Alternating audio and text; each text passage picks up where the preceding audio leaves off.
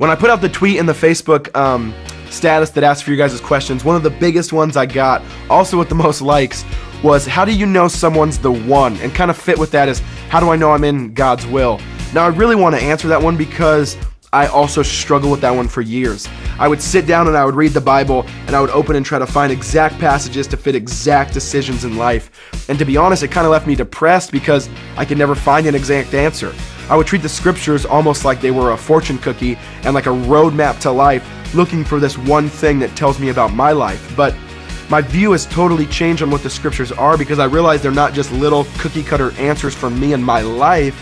They're actually a grand narrative, huge story about one man, Jesus, and how he redeems humanity and how he redeems people who trust in him. And so when I started seeing that differently, it started to change my view of kind of those questions. And so the way I'd answer that question is, how do you know someone's the one?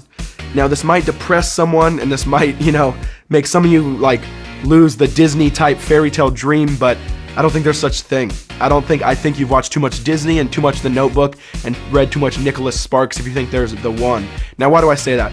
First is just logically, if there is the one, then if a guy 3,000 years ago married the wrong person who wasn't the one, that means he must have tore down the lineage all the way down into history because he married someone else's one, and that person has to marry someone else's one. And so it just doesn't logically work, because if there's one, and if one person messes it up, then it doesn't work anymore. And secondly, I've realized that it puts way too much pressure on the other person. Usually the girl's the one that kind of has that idea of I'm looking for the one and looking for that perfect person. And what happens is you uphold this ideal that only Jesus and God can satisfy, and then you put a burden on that guy that he cannot bear, and it crushes him. No matter how good he is to you, no matter how much he serves you, you want him to be even a little bit more. Just a little bit more, do a little bit better. And so the truth is, for guys and girls out there, it's not about finding the one, it's about preparing yourself to be the one.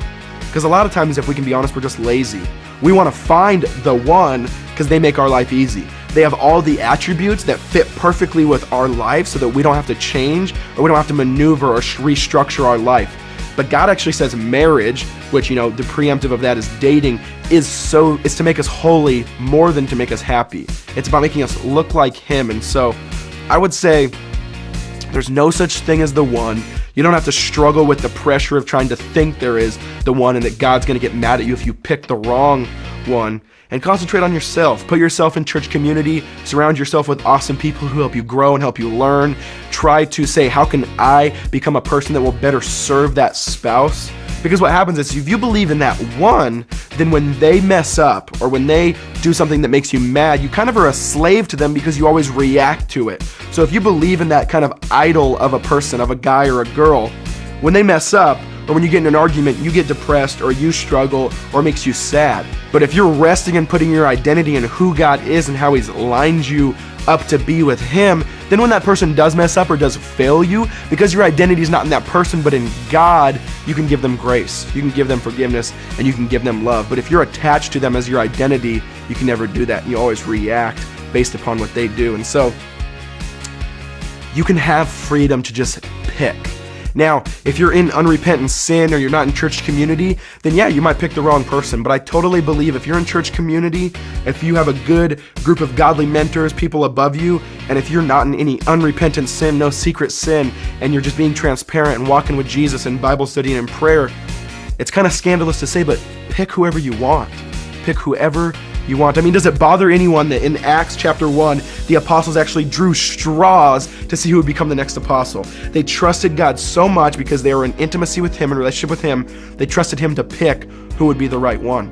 And so I would say, if you're in all those things and you're just walking the journey with Jesus, pick whoever you want. You don't have to have that pressure, because the truth is, it's not about finding the one, it's just about treating that person with love, grace, forgiveness, and mercy. And you can do that with anyone. You can do that with this person, or that person. And it takes all this pressure off and all this burden off the relationship.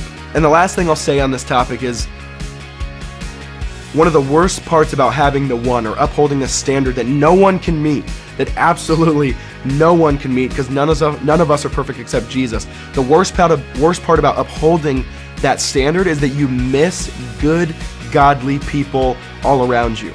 You miss that you're walking by your future spouse every single day because your standard is so high, you'll never actually find that person.